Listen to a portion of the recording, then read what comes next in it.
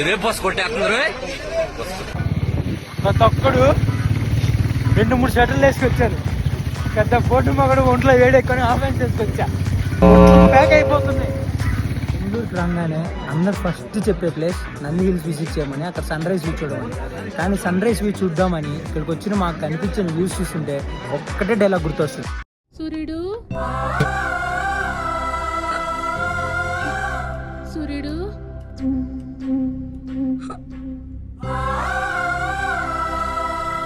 వేగిరారా.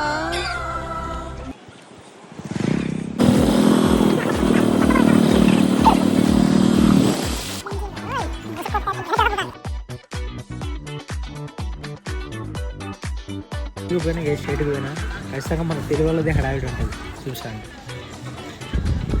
అట్లా అమ్మ హడావిడి.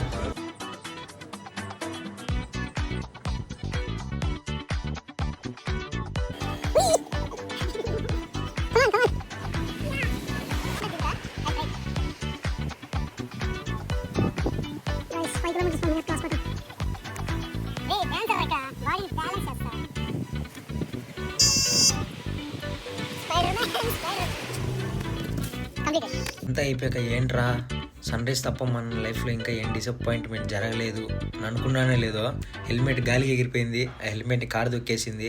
పోలీసు మమ్మల్ని చెక్కేసాడు.